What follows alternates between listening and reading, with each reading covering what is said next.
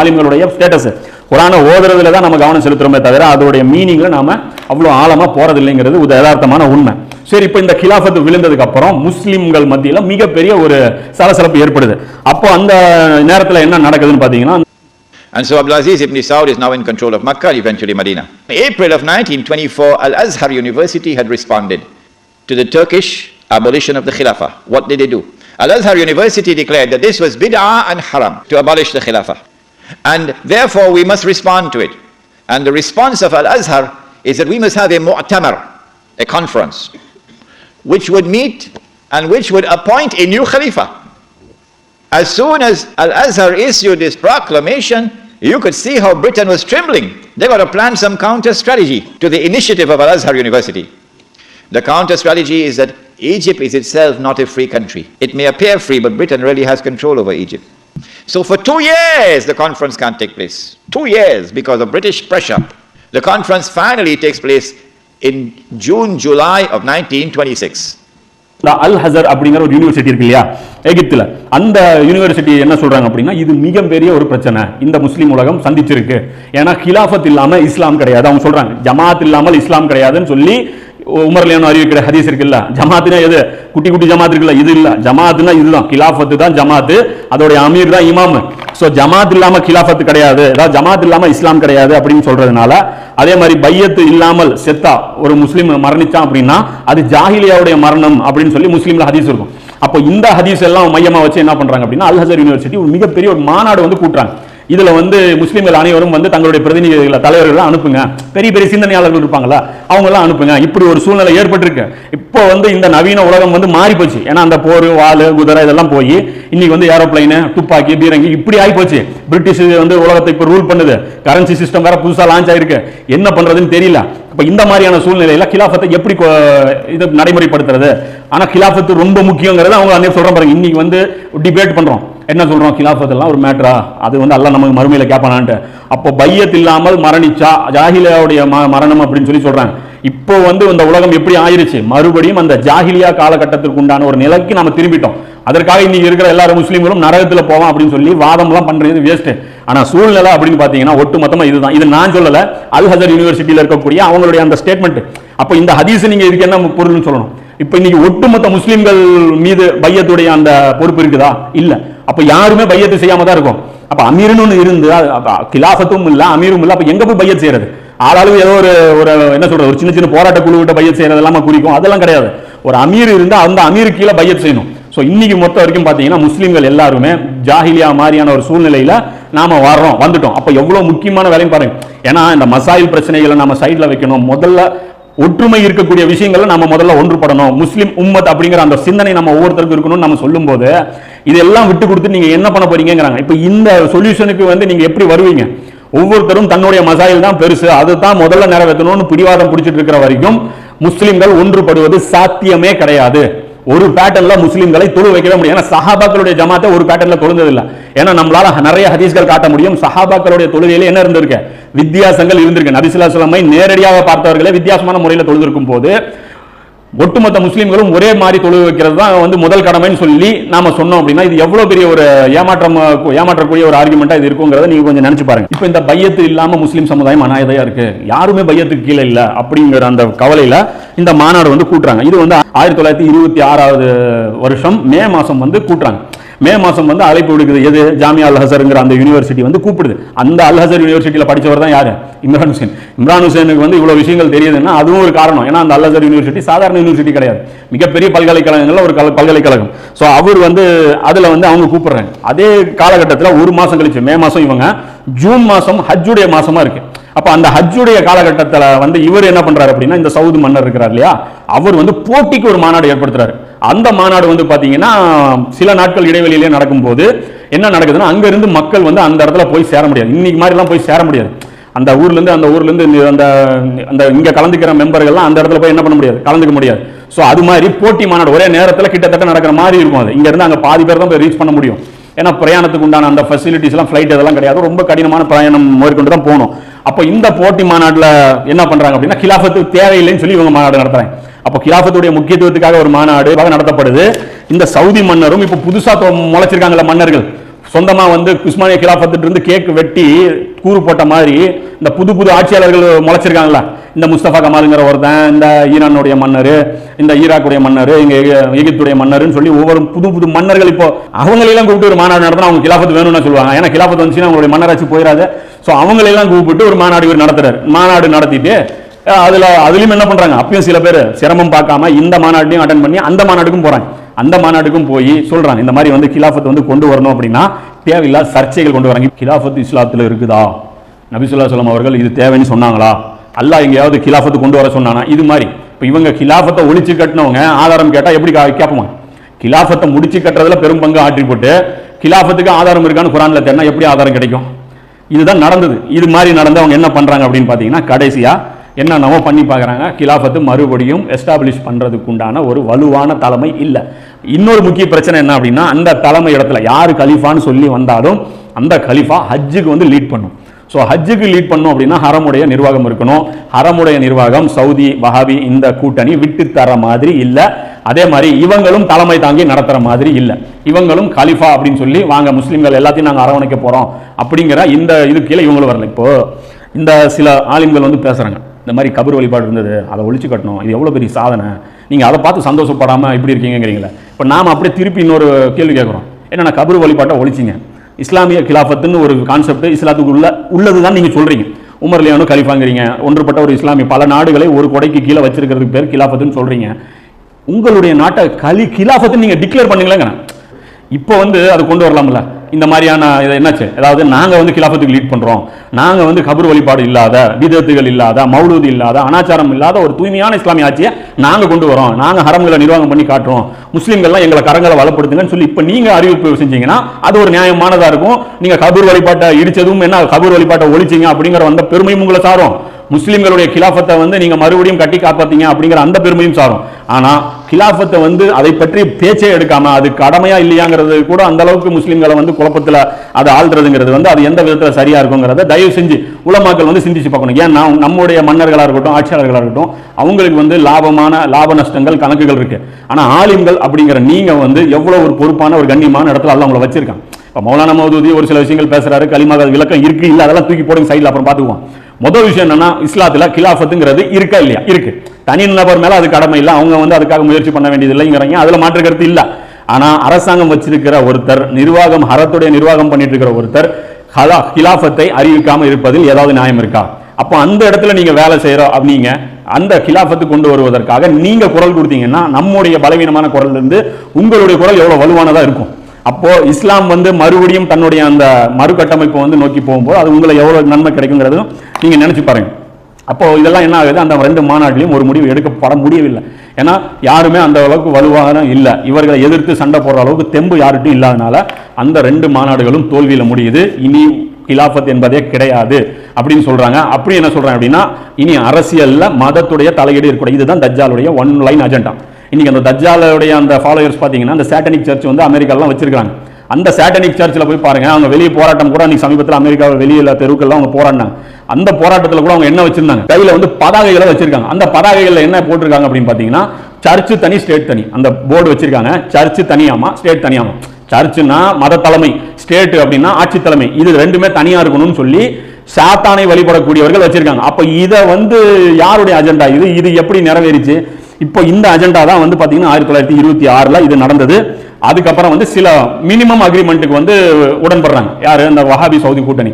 என்ன அப்படின்னா, இந்த தர்கா வழிபாடு செய்யறவங்களா இருக்கட்டும், இந்த மற்ற ஃபிர்காவை சார்ந்த மற்ற நம்பிக்கைகள் சார்ந்தவர்களா இருக்கட்டும், இவர்களுக்கு வந்து முஸ்லீம்ங்கிற அந்தஸ்து வந்து நம்ம கொடுத்துருவோம். இதுக்கு முன்னாடி முஸ்லீம் இல்ல முஷ்ரிக்னு தானே சொன்னாங்க. இப்போ வந்து இவங்க என்ன சொல்றாங்க, இணை வைப்பவர் பின்னாடி நின்று நாங்க தொழுக மாட்டோங்கிறாங்க. அப்ப இணை வைப்பவருக்கு பாஸ்போர்ட் விசா கொடுக்கலாமா? அவன்கிட்ட கேட்கணும்ல, நீ வந்து பரேல்வியா இருந்தா உனக்கு பாஸ்போர்ட் விசா கிடையாது. ஏன்னா இணை வைப்பவர்கள் இந்த இல்லத்துக்கு இன்னொரு வாட்டி வரக்கூடாதுன்னு நல்லா சொல்றாங்க. ஒரு சுன்னத் ஜமாத்து சார்ந்தவனை வந்து தொழுவும் போது அவன் நீ முஷ்ரிக்கு, நீ வராத, உன் பின்னாடி நான் நின்று தொழுவ மாட்டேன்னு சொல்லிட்டு, அதே சுன்னத் ஜமாத்தை சார்ந்தவன் வந்து ஹஜ்ஜுக்கு அப்ளை பண்ணும்போது உனக்கு விசா, நீ முஸ்லீம் தான் வந்து ஹஜ் செஞ்சுக்கோ அப்படிங்கிறது ஒரு இரட்டை நிலைப்பாடா இருக்குல்ல. ஆனா இந்த நிலைப்பாடுக்கு அவங்க ஒத்து வராங்க. ஒத்து வந்து ஒரு மினிமமா கொண்டு வராங்க. இந்தாங்க நீங்க வந்து இனிமே என்ன பண்ணிக்கங்க, ஹஜ்ஜுக்கு வந்து நீங்க செஞ்சுக்கங்க அப்படின்னு சொல்லி ஒரு மினிமம் இது கொடுக்கப்படுது. இதோட கிலாஃபத்து முடிஞ்சு போயிருச்சு. இனி வந்து எப்படி உருவாகும், என்ன மாதிரி வரும் அப்படிங்கிறது கண்ணு கெட்டின தூரம் வரைக்கும் எந்த ஒரு நம்பிக்கையும் இஸ்லாமிய சமுதாயத்தில் இல்லை. இதுதான் வந்து அந்த ஹதீஸுடைய பொருளும் கூட. நஜ்து பிரதேசத்தின் மூலமாக ஏற்பட்ட ஒரு இந்த கிளர்ச்சியின் மூலமாக என்ன பண்ணப்பட்டது, இஸ்லாமிய கிலாஃபத் வந்து அளிக்கப்பட்டது. இந்த மாதிரி ஒரு மோசமான சூழ்நிலையில் இன்னைக்கு இஸ்லாமிய உலகம் வந்து தத்தளிக்கப்பட்டிருக்கு. இப்போ சமீபத்தில் நடந்த ஒரு நிகழ்வு வந்து சொல்லி கடைசியாக முடிச்சுக்கிறேன். என்ன அப்படின்னா 1979 ஈரானில் ஒரு மிகப்பெரிய ஒரு புரட்சி ஏற்பட்டது. புரட்சி அப்படின்னு என்னன்னா, ஒரு ஆட்சி செய்யக்கூடிய அந்த மெத்தட் இருக்குல்ல, அந்த மெத்தடே மாறணும். ஓட்டிங் சிஸ்டம் மன்னராட்சியாக மாறிச்சுன்னா அதுக்கு பேர் என்ன, புரட்சி. ஆட்சி மாறுவது அல்ல புரட்சி, மெத்தடே மாறிடணும். ஓட்டு இருக்கக்கூடிய அந்த இதில் மன்னராட்சி வந்துடணும், மன்னராட்சி இருக்கிற இடத்துல இது வந்துடணும், டோட்டலாக அந்த சிஸ்டத்தையே புரட்டி போட்டுறணும். அப்படிப்பட்டதுக்கு பேர் தான் என்னது, புரட்சி. ஸோ அதனால வந்து இது இஸ்லாமிய புரட்சி நம்ம சொல்லலை. ஒரு சப்ஜெக்ட்லேருந்து இன்னொரு சப்ஜெக்ட் மாறிச்சுனாலே அது என்னது, அது புரட்சி தான். பெட்ரோல் ஓடிட்டு வந்து டீசல் ஓடிச்சுன்னா என்ன அர்த்தம், அது புரட்சி. இந்த பங்குக்கு வேற பங்குல பெட்ரோல் அடிச்சா அதுக்கு பேர் என்னது, புரட்சி வந்து கிடையாது. அது 1979 ஈரான்ல மன்னராட்சி வந்து என்ன பண்றாங்க, முடிவுக்கு கொண்டு வராங்க. முடிவுக்கு கொண்டு வந்து என்ன பண்றாரு, ஒரு மிகப்பெரிய ஒரு புரட்சி வந்து வெடிக்குது. அந்த புரட்சியுடைய வீரியம் வந்து ரொம்ப இருக்கிறதுனால அதுல அவங்க சக்சஸ் ஆனாங்க இல்லையா, அந்த மக்கள் உழைச்சாங்க, அந்த மக்களுக்கு பலன் கிடைச்சது இல்ல. இப்படி வந்து ஒரு காட்சி வந்து யாராவது பார்த்தாங்க அப்படின்னா மற்ற நாடுகளுடைய மக்களும் என்ன பண்ணுவாங்க, இதே ஃபார்முலா நாமளும் அடாப்ட் பண்ணுவோம், ஏன்னா இங்க சக்சஸ் ஆனாங்க நாமளும் ஜெயிப்போம் அப்படிங்கிற அந்த ஒரு மைண்ட் செட் வந்துடும். அப்படிங்கிறதுனால ஈரானுடைய அந்த மதுஹப் எதுன்னு பாத்தீங்கன்னா ஷியா மதுஹப். ஷியாங்கிறது மதம்னு சொல்லி இன்னைக்கு ப்ரமோட் பண்ணப்படுது. ஷியாக்கள் காஃபிர்கள் சொல்லி இன்னைக்கு டிக்ளேர் பண்ணப்படுறாங்க. காஃபிர்களுக்கு ஹஜ்ஜுக்கு பாஸ்போர்ட் தரலாமா? ஷியாக்களை காஃபிர்கள் என்று எந்த காலத்திலையும் எந்த சலஃபுகளும் சொன்னதே கிடையாது. இன்னும் சொல்ல போனா சலஃபுகள் மேலேயே குற்றச்சாட்டு வைக்கப்பட்டது, நீங்களும் ஷியாக்கள். ஷாஃபி இமாம் மேல குற்றச்சாட்டு இருக்கு ஷியா அப்படின்ட்டு, அகமது பின் ஹம்பல் மேல குற்றச்சாட்டு இருக்கு அவர் ஷியா அப்படின்ட்டு. அதே மாதிரி நசை இமாம் இருக்கார்ல, அவர் அடித்தே கொல்லப்பட்டார், அவரும் ஷியா அப்படின்னு சொல்லி. ஒவ்வொரு காலத்திலும் ஷியாவுக்கு எதிரான மனநிலை கொண்ட ஆட்சியாளர்களால் தான் ஷியாக்களை பற்றி தவறாகவும், அதாவது வரம்பு மீறி ஷியாக்களுடைய அகீதா வந்து நம்ம சப்போர்ட் பண்ணலாம். சஹாபாக்களை அவர்கள் திட்டுவது சகித்துக் கொள்ள முடியாது. உண்மையிலேயே அவர்கள் செய்வது மிகவும் தவறான விஷயம், அதை நாம சப்போர்ட் பண்ண முடியாது. அவங்க ஏகப்பட்ட மூட பழக்க வழக்கத்தில் மூழ்கி கிடக்காங்க, தக்லீது செய்யறாங்க, குடும்ப ஆட்சியை அவங்க சப்போர்ட் பண்றாங்க. ஹுசைன் ரலியல்லாஹுடைய எழுச்சியே அவங்களுக்கு புரியலன்னு தான் நம்ம சொல்றோம். ஏன்னா கர்பலாவை வந்து அவ்வளோ வந்து தூக்கி பிடிக்கிறவங்க கர்பலாவுடைய மெயின் படிப்பினையே அவங்க படிக்க தவறிட்டாங்க. கர்பலாவுடைய படிப்பினை என்ன, எங்க குடும்பம் தான் ஆள்றதுக்கு தகுதி அப்படின்னு சொல்லி ஹுசைன் ரலியல்லாஹு போனாங்க. ஆட்சி என்பது ஒரு குடும்பத்துடைய சொத்தாக இருக்கக்கூடாதுன்னு தான் ஹுசைன் ரலியல்லாஹு வந்து அதுக்கு எதிராக கிளம்பி போனாங்களே தவிர, அதிலிருந்தே விலகி தான் இவங்க யார் இருக்காங்க இன்னைக்கு, ஷியாக்களுக்கும் ஹுசைன் ரலியல்லாஹு அவங்களுக்கும் இன்னைக்கு சம்பந்தம் இல்லை. ஷியாக்களை இன்னைக்கு வெகு தூரம் வந்து இஸ்லாத்தை விட்டு, அதாவது ஹுசைன் ரலியல்லாஹுடைய ஐடியாலஜி விட்டு விலகி போயிட்டாங்க. அதுல மாற்று கருத்து இல்லை. இருந்தாலும் ஷியாக்கள் காஃபிர்களா அப்படின்னா, காஃபிர்கள் அந்த ஸ்டேட்டஸ்ல அவங்க வரமாட்டாங்க. தவறுகளை செய்யறாங்க அப்படின்னு தான் வருமே தவிர, அந்த பாவம் அப்படிங்கிற அந்த லிஸ்ட்ல தான் வருவாங்களே தவிர குஃபுருங்கிற அந்த லிஸ்ட்ல அவங்க வரமாட்டாங்க. அப்போ இந்த நேரத்தில் தான் என்ன பண்றாங்க அப்படின்னா, அதான் இவங்க ஏற்படுத்தின அந்த ஆட்சி இருக்கு இல்லையா, சவுதி அரேபியாவுடைய அந்த ஆட்சி. இப்போ இந்த ஆட்சிக்கு பாதுகாப்பு கிடைக்கணும் அப்படிங்கும்போது என்ன பண்றாங்கன்னா, முஸ்லிம்கள் மத்தியில இந்த சிந்தனை வந்துடக்கூடாது. அதாவது போராடுனா ஜெயிச்சிருவோம், நாமளும் வந்து புரட்சிக்கு வந்து ஸ்டெப் எடுக்கலாம் அப்படிங்கிற அந்த சிந்தனை வந்துடக்கூடாது அப்படின்னு பயந்து தான் என்ன பண்ணாங்கன்னா, அந்த நேரத்தில் உலக அளவில் மிகப்பெரிய அளவில் ஃபண்டிங் கொடுக்குறாங்க. அப்போதான் அந்த ஃபண்டிங் மூலமாக உருவாக்கப்பட்டது 1980களில் இந்த மதரசாக்கள்லாம் உருவாக்கப்படுது. இந்த புரட்சி தான் சொல்றாங்களா, ஏகத்துவ புரட்சி 1980களில் ஏற்பட்டது. 80 அதுக்கு பின்னாடி இருக்கிற காரணம் வந்து இதுதான். ஏன்னா சவுதி அரேபியா 20 சில்லறையில உருவாகும் போது அவ்வளவு காலகட்டம் தௌஹீதை பரப்பணுங்கிற எந்த ஒரு கான்செப்டும் இல்லாம தடாலடியாக 80ஸ்க்கு அப்புறம் வந்து இவ்வளவு ஃபண்டிங் கொடுத்து பிரச்சாரம் வந்து முடுக்கி வர்றதுக்கு காரணம் என்னன்னா, அந்த பிரச்சாரத்துல ஒரு மிகப்பெரிய பிரச்சாரம் என்ன அப்படின்னா, ஷியாக்களுக்கு எதிராக சிந்திக்க வைப்பது, ஷியாக்களுக்கு எதிராக முஸ்லீம்களை திருப்பி அவர்களை மெயின்டைன் பண்ணுவது. ஸோ இதை தான் வந்து அவங்க பண்றாங்க. இப்போ இது ஒரு தவறான வேலை வந்து இவங்க செய்யறாங்க. இதை நான் சொல்லல, மன்னர் முகமது பின் சல்மான் வந்து ஒரு இன்டர்வியூ வந்து கொடுக்குறாரு. இப்போ சமீபத்தில் நியூயார்க்ல வந்து ஒரு இன்டர்வியூ கொடுக்குறாரு, அமெரிக்காவுடைய ஒரு ஊடகத்துக்கு இன்டர்வியூ கொடுக்குறாரு. அதுல அவர் சொல்றாரு வஹாபிசம். அதுல வந்து ஒரு பெண்மணி வந்து கேட்கறாங்க, அந்த பெண்மணி வந்து கேட்கறாங்க, இந்த மாதிரி வஹாபிசம்ங்கிறது ரொம்ப வந்து மதத்துடைய அந்த சடங்குகள்ல தீவிரமான பற்றுடையவங்களா இருக்காங்க. ஸோ இவர்கள் தான் தீவிரவாதிகளாகவும் போயிருக்காங்க. ஏன்னா இந்த வஹாபிஸுடைய இந்த கான்செப்ட் இருக்கு இல்லையா, இந்த கடுமையான அந்த போக்கு சடங்குகள் விஷயத்தில், அந்த மார்க்க விஷயத்தில் வந்து ரொம்ப ஸ்ட்ரிக்டா இருக்கணும் அப்படிங்கிற, அதாவது ஓவர் ஸ்ட்ரிக்ட், ரொம்ப ஸ்ட்ரிக்ட்ங்கிறது இருக்கணும், ஆனால் ஓவர் ஸ்ட்ரிக்ட், தேவைக்கு அதிகமான ஸ்ட்ரிக்ட். ஸோ அது மாதிரியான ஒரு போக்கு வந்து இருக்குது இல்லையா. இதன் காரணமாக இந்த போக்கு கொண்டவர்கள் தான் யார் அப்படின்னா, உசாமா பின் லேடன், அந்த மாதிரி இந்த ISIS, இவங்க எல்லாருமே இந்த ஐடியாலஜி பின்பற்றுபவர்கள் தான். ஏன்னா இவங்க எல்லாம் பாருங்க, தர்கா வந்து இடிப்பாங்க, சிலைகளை இடிப்பாங்க. இப்போ தாலிபான்களோட என்ன பண்ணாங்க, இந்த சிலைகளை வந்து இடிச்சாங்களா, இந்த புத்தர் சிலை. ஆனால் இஸ்லாமிய அடிப்படையில் அதெல்லாம் செய்யக்கூடாது. அப்போ சிலைகளை இடிப்பாங்க, இவங்க கபர்களை வந்து இடிப்பாங்க, நபிமார்களுடைய அடக்கஸ்தலங்களை இடிப்பாங்க. இதெல்லாமே யார் பண்றாங்க, ISIS இவங்கெல்லாம் பண்றாங்க. இப்போ இதை மேற்கோள் காட்டி அந்த பெண்மணி வந்து கேட்கறாங்க, இந்த வஹாபிசம் வந்து நீங்க தானே வந்து ஃபண்டிங் பண்ணீங்க, 1980க்கு அப்புறம் நீங்க தானே ஃபண்டிங் பண்ணீங்க, இப்போ உங்களால தானே இன்னைக்கு வந்து உலகம் பூரா வந்து இப்படிப்பட்ட அந்த மக்கள் உருவாகி இவங்க தானே தீவிரவாதத்தின் பக்கம் போயிருக்காங்க அப்படின்னு சொல்லி குற்றச்சாட்டு வைக்கும்போது அதுக்கு அவர் சொல்றாரு, நாங்களா ஃபண்டிங் பண்ணோம். அது என்ன போடுறாங்கன்னா, நாங்களா ஃபண்டிங் பண்ணோம், பண்ண சொன்னது அமெரிக்கா தானே, உங்க நாடு தானே பண்ண சொல்லிச்சு. அப்போ இதுலயும் இப்போ வந்து சகோதரர்கள் வந்து புரிஞ்சுக்கணும். ஏன்னா நிறைய விஷயங்கள் வந்து நம்ம எல்லாத்தையுமே வந்து சொல்லிட்டு இருக்க முடியாது. நீங்க வந்து தேடினீங்கனால நிறைய விஷயம் கிடைக்கும். எல்லா விஷயங்களும் நாமளே வந்து சொல்லிட்டு இருக்க முடியாது இல்லையா. அப்போ என்ன மேட்டர் அப்படின்னா, இவங்க ஏன் பரப்பணும், இஸ்லாம், அதாவது இஸ்லாத்துடைய தௌஹீதுடைய தாவா மக்களுக்கு போய் சேரணும்னு சொல்லி அமெரிக்காவுக்கு என்ன இன்ட்ரெஸ்ட்? அப்போ தௌஹீது தாவாவும் கொடுப்பாங்க, அதை கூட சேர்த்து வேற ஒரு மேட்டரும் கலந்து கொடுக்க போறாங்கிறது புரியுதா இல்லையா. அப்போ நன்மை எதிர்பார்த்து அது செஞ்சிருக்காங்க, அமெரிக்கா சொல்லி செஞ்சோம் அப்படின்னா அது எப்படி வந்து என்ன மாதிரியான தாவாங்கிறது நீங்க தான் முடிவு பண்ணணும்.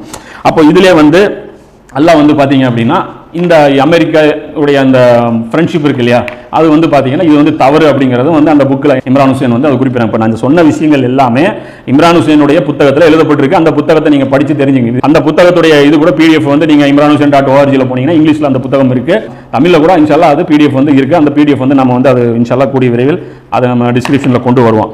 அப்போ இதுல பாத்தீங்க அப்படின்னா அமெரிக்காவுடைய கூட்டணி இருக்குது இல்லையா, அதுவும் வந்து ஒரு தவறான ஒரு ஸ்ட்ராட்டஜியா தான் வந்து அவர் குறிப்பிடுறார். ஏன் அப்படின்னா, மூமின்களே யூதர்களையும் கிறிஸ்தவர்களையும் உங்களுடைய பாதுகாவலர்களாக ஆக்கிக் கொள்ளாதீர்கள். உங்களுக்கு விரோதம் செய்வதில் அவர்கள் தம்மில் சிலருக்கு பாதுகாவலர்களாக இருக்கின்ற நிலையில் இவ்வாறு செய்வது தவறு. எவரேனும் அவர்களை பாதுகாவலர்களாக ஆக்கினால் நிச்சயமாக அவரும் அவர்களை சேர்ந்தவர் தான்.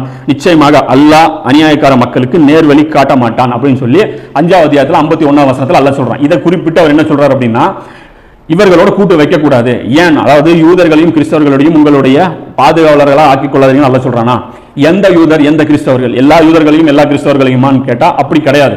எந்த யூதர் எந்த கிறிஸ்தவர்கள்னா, எப்போ அந்த யூதர்களும் கிறிஸ்தவர்களும் தங்களுக்குள்ள கூட்டணி அமைச்சுக்கிறாங்களோ அப்படியாப்பட்ட நேரத்துல தான் நீங்க அவங்களோட சேரக்கூடாது. அப்படி சேர்ந்தீங்கன்னா நீங்களும் அவங்களோட சேர்ந்தவங்களாக கணிக்கப்படுவீங்கன்னு சொல்லி அல்லாஹ் சொல்றாங்க. அப்ப இந்த கூட்டணி தான் ஜைனிஸ்ட் கூட்டணி. அது வரைக்கும் யூதர்களுக்கும் கிறிஸ்தவர்களுக்கும் ஆகவே ஆகாது. இவர்கள் தனி, இவர்கள் தனியா தான் இருந்தாங்க. இப்போதான் அந்த திடீர் கூட்டணி ஏற்பட்டிருக்கு. இந்த திடீர் கூட்டணி இப்போ உலக வரலாற்றிலேயே 2000 வருடங்களா யூதர்களும் கிறிஸ்தவர்கள் ஓர் அணியில் இருந்ததே கிடையாது. அப்போ இப்போதான் ஃபர்ஸ்ட் அவங்க சேர்றாங்க. இப்படியாப்பட்ட அப்போ அமெரிக்காவுக்கும் இஸ்ரேலுக்கும் ஒரு மிகப்பெரிய ஒரு கூட்டணி இருக்கிறது தெரியுமில்ல. அப்போ இந்த கூட்டணி இவங்க சேர்ந்து இருக்கிற நிலையில இப்போ நாம போய் இதெல்லாம் சேரக்கூடாது. இப்போ பாருங்க, இப்போ நம்முடைய பொருளாதாரம் நம்முடைய சவுதியுடைய பொருளாதாரம் பார்த்தீங்கன்னா ஃபுல் அண்ட் ஃபுல் அமெரிக்காவுடைய பேங்க்ல தான் சேவிங்ஸ்ல இருக்கு. இப்போ அமெரிக்கா பார்த்தீங்கன்னா இஸ்ரேலுக்கு ஃபண்ட் பண்ணுது. இப்போ நான் இவர்கிட்ட கொடுத்தா அவர் அங்க கொடுத்தா இப்போ இவருக்கு யார் கொடுத்த மாதிரி ஆயிரும், நாம கொடுத்த மாதிரி ஆயிரும் இல்லையா. ஸோ அது சுத்தி வளைச்சு போயிடும். ஸோ இது மாதிரியான ஒரு மூவும் வந்து சவுதி அரசாங்கம் வந்து இப்படி எடுத்திருக்கிறது வந்து இவர் வந்து இந்த புத்தகத்தில் தவறு அப்படிங்கிறது குறிப்பிடுறாரு. இதுவும் வந்து சிந்திக்க வேண்டிய ஒரு விஷயமா இருக்கு. ரெண்டாவது பார்த்தீங்க அப்படின்னா, இதுக்கு வந்து ஆதாரமா ஒரு ஆயத்தை வந்து காமிக்கிறாங்க. என்ன அப்படின்னா, நிச்சயமாக யூதர்களையும் இணை வைப்பவர்களையும் மூமின்களுக்கு கடும் பகைவர்களாக நீர் காண்பீர். நிச்சயமாக நாங்கள் கிறிஸ்தவர்களாக இருக்கிறோம் என்று சொல்பவர்களை மூமின்களுக்கு நேசத்தால் மிகவும் நெருங்கியவர்களாக நீர் காண்பீர் அப்படின்னு சொல்லி அல்லாஹ் சொல்றான்.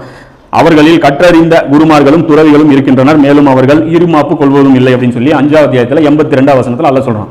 சோ கிறிஸ்தவர்களோட நீங்க கூட்டு வச்சுக்கலாம் அப்படின்னு சொல்லி அல்லாஹ் இதில் அனுமதி கொடுத்திருக்கான் அப்படிங்கிறாங்க. ஆனா உண்மையிலே இந்த கிறிஸ்தவர்கள் யாரை குறிக்கும் அப்படின்னா, நபி ஸல்லல்லாஹு அலைஹி வஸல்லம் காலத்தில் வாழ்ந்த ஆர்த்தடாக்ஸ் கிறிஸ்டின் இருக்காங்க இல்லையா, ரோமர்கள், அவர்களை குறிக்கும்.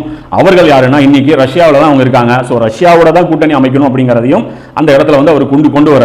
அப்போ இந்த கிறிஸ்தவர்கள் தான் வந்து இவங்க தான் வந்து தங்களை கிறிஸ்தவர்கள் என்று அழைத்துக் கொள்றாங்க. அமெரிக்காவை பொறுத்த வரைக்கும் ஐ எம் கிறிஸ்டின் கண்ட்ரின்னு சொல்லி அவங்க சொல்லிக்கிறது. அவங்க வந்து தங்களை கிறிஸ்தவர்களாக அவங்க சொல்றது இல்லை. நாங்கள் மதச்சார்பற்றவர்கள், நாங்கள் மதத்துக்கு எதிரானவர்கள், மதம்ங்கிற அந்த சப்ஜெக்ட்டுக்கு நாங்கள் முரணானவர்கள் அப்படின்னு தான் அவங்க சொல்லிக்கிறாங்களே தவிர, நாங்கள் கிறிஸ்தவர்கள் டிக்ளேர் பண்றவங்களோட தான் நீங்க கூட்டணி வைக்கணும்னு சொல்லி அல்லாஹ் சொல்றான். ஸோ அந்த அர்த்தத்தின்படியும் அமெரிக்காவோட கூட்டணிங்கிறது நமக்கு வந்து சரியா வராது அப்படிங்கிறது தான் உண்மையா இருக்கு அப்படிங்கிறத சொல்றாங்க. ஸோ மொத்தமா இந்த 2 ஹதீஸுடைய மீனிங்கு, அந்த நிகழ்வுகள், இது எல்லாமே ஒரு ரஃபா வந்து நம்ம வந்து இந்த புத்தகங்கள் மூலமாக, அதாவது இம்ரான் ஹுசைனுடைய 2 புத்தகம், குர்ஆனுல் ஜெருசலம் மற்றும் இந்த சவுதி த ஹிஜாஸ் வஹாபி கூட்டணிங்கிற அந்த புத்தகம் இருக்கு இல்லையா, இந்த 2 புத்தகத்துடையிலிருந்து எடுக்கப்பட்ட ஒரு மைய கருத்தாக இதை எடுத்து சொல்லியிருக்கிறோம். இன்ஷா அல்லாஹ் இதை வந்து ஸ்டடி பண்ணுங்க. ஏன்னா மறுமை நாளுடைய இந்த நிகழ்வுகளில் இந்த அரசியல் காரணங்களும் ஒரு முக்கியமான ஒரு ரோல் வந்து பிளே பண்ண போகுது. ஸோ இதன் சார்ந்து நிறைய விஷயங்கள் நடக்க போகுது. ஏன்னா இந்த தாபத்துல்லாஹ் இருக்கட்டும், தஜ்ஜாலுடைய வெளிப்படுதலாக இருக்கட்டும், மஹதி அலைஹிஸ்ஸலாமுடைய வருகையாக இருக்கட்டும், இந்த அரசியல் நிகழ்வுகளுடைய தொடர்ச்சி அப்படிங்கிறதையும் இந்த இடத்துல நீங்கள் புரிஞ்சுங்க. ஏன்னா இது அவ்வளோ விஷயங்கள் நம்ம சொல்லியிருக்கிறோம். ஸ்டடி பண்ணுறது கொஞ்சம் சிரமமாக இருந்ததுன்னா போட்டு மறுபடியும் ரிப்பீட் பண்ணி கேட்டிங்கன்னா தான் உங்களுக்கு புரியும். ஏன்னா நிறைய பேருக்கு ஒரு வாட்டி பேசுனது புரிஞ்சுக்கிறது சிரமமாக இருக்கிறது வாய்ப்பு இருக்குது. இன்ஷா அல்லாஹ் வரக்கூடிய காலகட்டங்களில் அடுத்தடுத்த நிகழ்வுகளை பற்றிய முன்னறிப்புகள் இன்ஷா அல்லாஹ் அல்லது வேறு விஷயங்கள் வந்து நம்ம கொண்டு வருவோம். இந்த மாதிரியான ஒரு மோசமான காலகட்டங்களுடைய அந்த தீமைகளிலிருந்து அல்லாஹ் உங்களையும் என்னையும் பாதுகாத்து அருள் புரிவானாக. வாஹிர் தாவானா அல்ஹம்துலில்லாஹி ரப்பில் ஆலமீன்.